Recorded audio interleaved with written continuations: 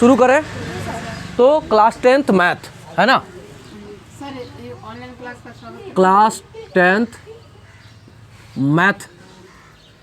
Mathematics क्या पढ़ेंगे, mathematics पढ़ेंगे है ना। और एक्सरसाइज क्या पढ़ेंगे, 1.3 इसको पढ़ेंगे है ना। अब इसमें चलो बच्चे, आपके कहने पर आप सबका ऑफलाइन में और ऑनलाइन में सभी का स्वागत है, कह दिए। चलिए तो कृपा करके सुनिए और समझिए। हमने आपको इस एक्सरसाइज का क्या पढ़ाया है, क्या पढ़ाया है, 1 नंबर 2 नंबर और 3 नंबर आप लोग को बनाने बोले थे, तीसरा का तीसरा तो आपने बना लिया, और लेकिन तीसरा का पहला और दूसरा आप लोगों ने नहीं बनाया था, है ना। तो चलिए देखिए, चैप्टर नंबर 1 का एक्सरसाइज 1.3 उसमें जो तीसरा नंबर है, कितना नंबर, तीसरा नंबर का 1 नंबर, इसको हम लोग हल करते हैं। अच्छा, प्रश्न क्या कहता है पहले वो बताओ तो। प्रश्न कहता है सिद्ध कीजिए कि, तो क्या सिद्ध करना है, सिद्ध करना है तो क्या सिद्ध करना है, बोलिए। 1/√2 अपरिमेय संख्या है,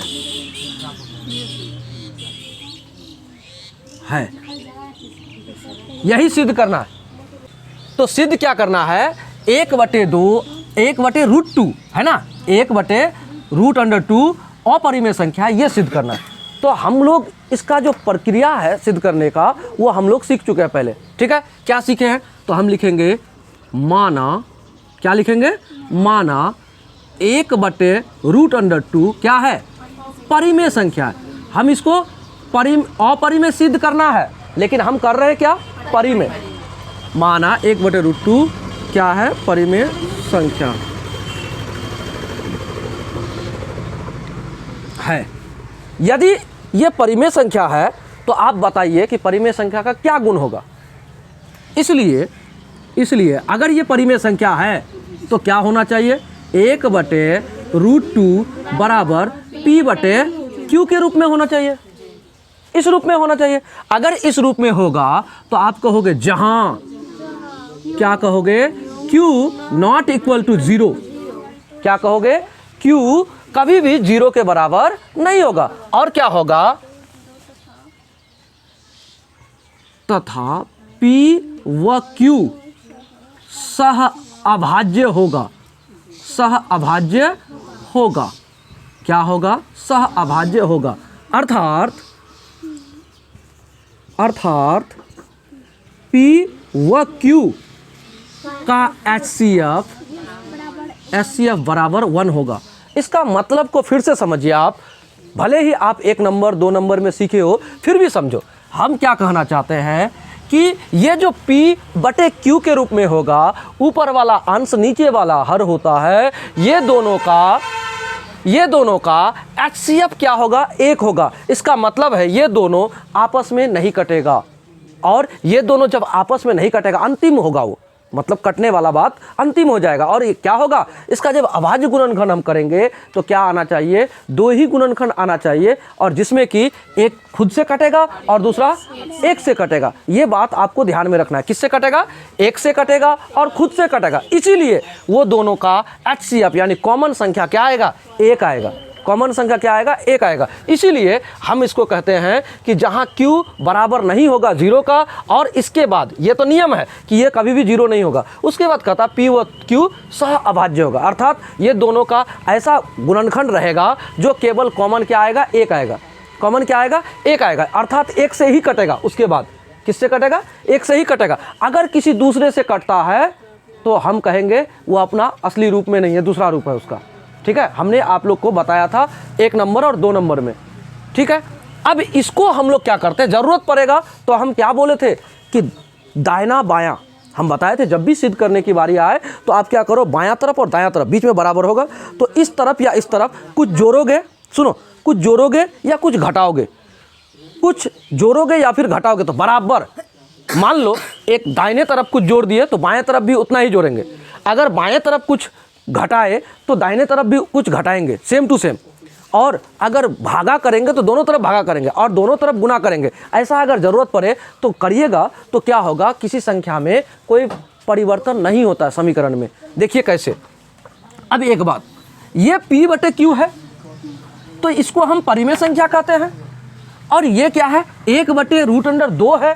अब ये भी परिमेय संख्या हमने माना। तो एक बात बताओ, किसी संख्या को हम लेते 3/2, मान लो ये परिमेय संख्या, माना कि ये परिमेय संख्या है, तो क्या इसके अंक को ऊपर और इसको ऊपर से नीचे ऐसा अगर कर दे, मान लो 2 को ऊपर कर दे और 3 को नीचे कर ले, तो क्या ये परिमेय संख्या नहीं रहेगा? एकदम रहेगा। अगर हम ऐसा कर दे 3/2 के जगह पर हम क्या करें, 2/3 कर दे, तो क्या ये परिमेय संख्या नहीं है? एकदम है। भले संख्या ऊपर नीचे हो गया लेकिन वो तो परिमेय ही रह गया ना। बात समझे? अंश को हर को अंश कर दिए लेकिन ये परिमेय रह गया। तो अब हम क्या करते हैं, इसी जगह पर हम एक काम करते हैं। क्या करते हैं, देखो हम कहते हैं दोनों तरफ अंकों को पलटने पर हम क्या करते हैं, इसमें जोड़ घटा कुछ नहीं करेंगे, ये 2-3 स्टेप में ये मैथ बन जाएगा, मात्र 2-3 स्टेप में ये मैथ बन जाएगा। हम क्या करते हैं, दोनों तरफ क्या लिखते हैं, दोनों तरफ अंकों को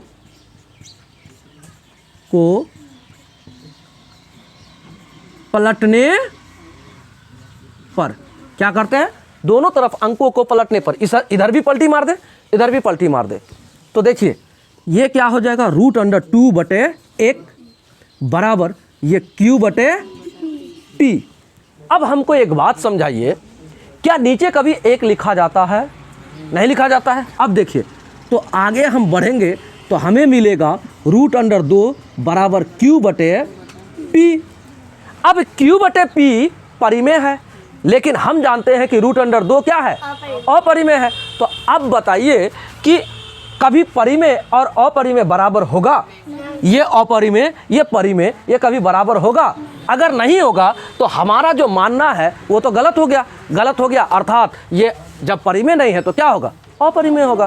तो हम कहते हैं चूंकि हम जानते हैं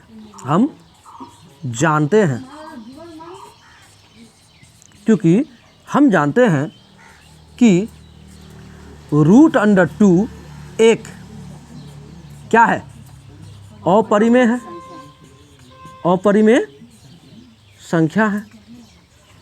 जबकि क्या, q/p परिमेय संख्या। इसलिए अपरिमेय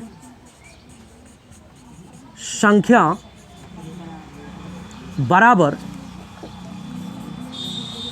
परिमेय संख्या, ये संभव है? बोलिए, परिमेय संख्या बराबर अपरिमेय संख्या कभी संभव है? नहीं है। तो हम कहेंगे असंभव है, असंभव है। अगर असंभव है तो हमारा मानना क्या हो गया, गलत है। तो हम यहाँ लिखेंगे इसलिए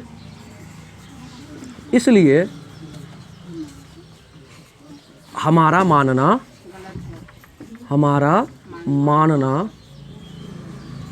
गलत है। क्या है, हमारा मानना गलत है। अतः क्या है, 1/√2 एक अपरिमेय संख्या है, अपरिमेय संख्या है। प्रूव्ड। ठीक है। अब समझ में आया कि हमने आपको क्या कहा?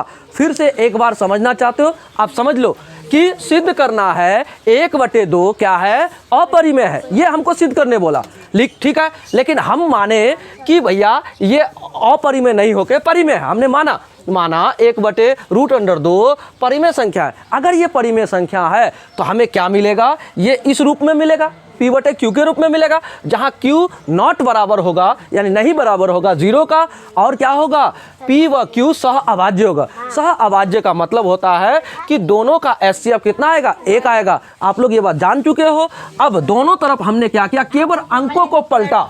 हमने क्या किया, केवल अंकों को पलटा। जैसे पलटा, ये √2 ऊपर गया और ये नीचे आया, ये P से Q ऊपर नीचे हो गया। और उसके बाद हम देख रहे हैं कि परिमेय और अपरिमेय बराबर कैसे हो जाएगा, कभी नहीं होगा। तो हम कहते हैं, हम जानते हैं कि √2 एक अपरिमेय संख्या है, जबकि Q बटे P परिमेय संख्या है। अपरिमेय संख्या तथा परिमेय संख्या बराबर नहीं हो सकता, जो संभव नहीं है यानी असंभव है, इसलिए हमारा मानना गलत है। अतः 1/√2 क्या है, एक अपरिमेय संख्या है। हमने ये सिद्ध कर दिया। तो आप लोग अब इसको उतारिए, ठीक है, उतारिए। इस प्रश्न में कहता है कि सिद्ध करना है 7√5 अपरिमेय संख्या है। तो जस्ट उसी तरीके से पिछले जितना हमने मैथ बनाया, जिस तरीके से, उसी तरीका से बनाएंगे। माना, क्या लिखेंगे, माना 7√5 क्या है, एक परिमेय संख्या है। हमने मान लिया अगर ये परिमेय संख्या है तो क्या होगा, 7√5 बराबर होगा P बटे Q, एकदम होगा। इसी रूल को फॉलो करेगा ये। अगर ये फॉलो करेगा तो जहां Q नॉट इक्वल टू 0, एकदम ऐसा होगा। उसके बाद कहेंगे तथा P व Q सह अभाज्य होगा। क्या होगा, सह अभाज्य होगा, सह अभाज्य होगा। अर्थात क्या होगा, P व Q का HCF बराबर होगा 1।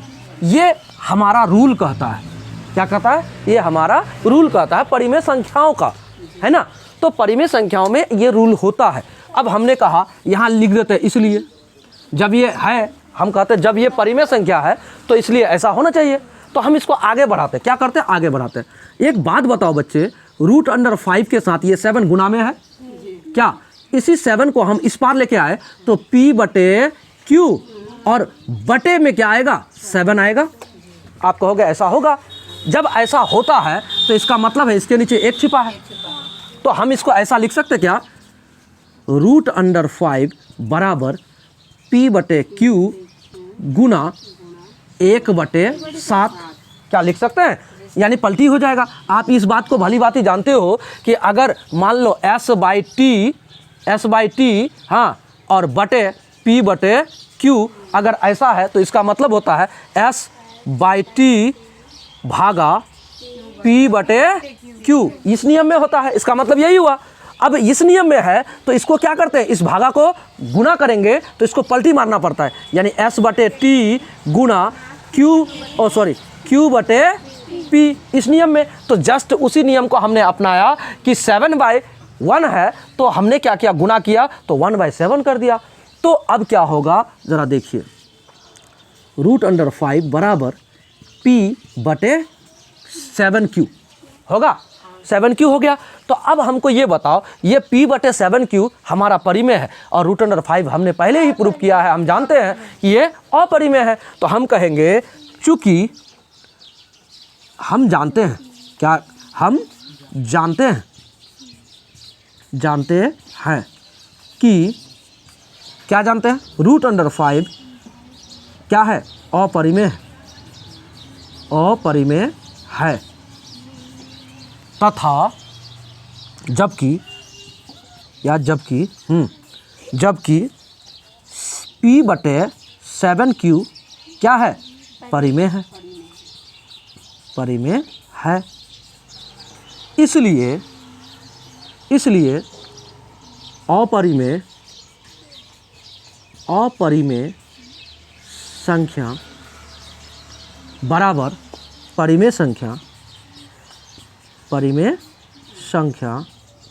क्या होगा, बराबर नहीं हो सकता, यानी कि असंभव है।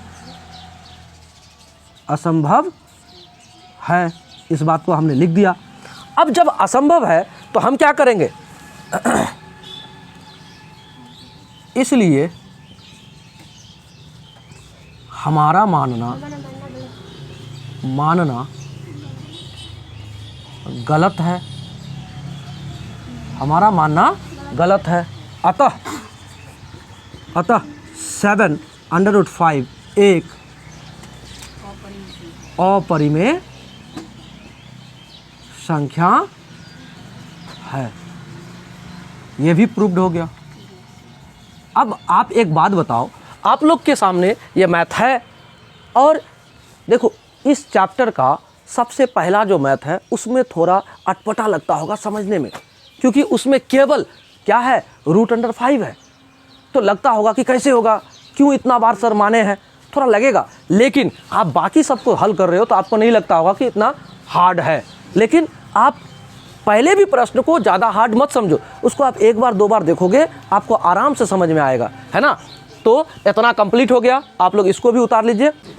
तो प्रश्न संख्या कितना, प्रश्न संख्या 3 का 3 नंबर, उसमें सिद्ध करना है 6 + √2 एक अपरिमेय संख्या है। जस्ट उसी प्रकार से जैसे हम लोगों ने पिछला मैथ्स को बनाया है उसी हिसाब से बनाएंगे कि माना, क्या लिखेंगे, माना 6 + √2 एक परिमेय संख्या है। क्या है, एक परिमेय संख्या, क्या है, एक परिमेय संख्या है। तो अगर परिमेय संख्या है तो हम कहेंगे इसलिए 6 + √2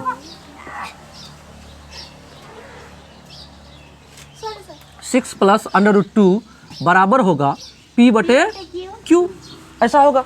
तो हम कहेंगे जहां Q तथा P व Q अभाज्य होगा।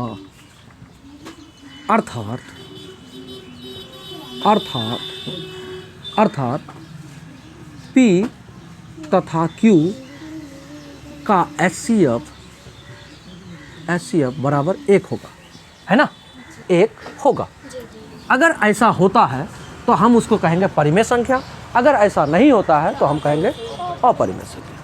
तो अब आते हैं, हम क्या करते हैं, इसी को √2 बराबर P/Q, और ये प्लस वाला बराबर के उस पार जाएगा तो माइनस हो जाएगा, -6 हो जाएगा। तो आप बोलिए क्या इसके नीचे 1 नहीं छिपा है, एकदम 1 छिपा है। तो ये दोनों का आप एलसीएम करो, एलसीएम करोगे तो आपका आएगा Q से Q को भाग दोगे तो 1, उसी 1 को इसके साथ गुना करोगे तो P - 6Q, और इधर क्या बचा, तो आप कहोगे सर √2 बचा। तो अब आप जरा सोचो और समझो, ये P/Q के रूप में है, ये परिमेय संख्या है, ये अपरिमेय संख्या है। बस आपको कुछ नहीं करना, आपको लिखना है, चूँकि हम जानते हैं कि √2 एक अपरिमेय है, अपरिमेय संख्या है, जबकि क्या, P - 6Q/Q परिमेय संख्या। अगर ऐसा है तो हम कहेंगे इसलिए अपरिमेय संख्या बराबर परिमेय संख्या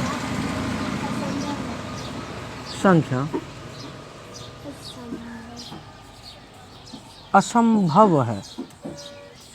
क्या है, असंभव है। अगर असंभव है तो हम कहेंगे कि हमारी मानना यही लिख देते हैं, हमारा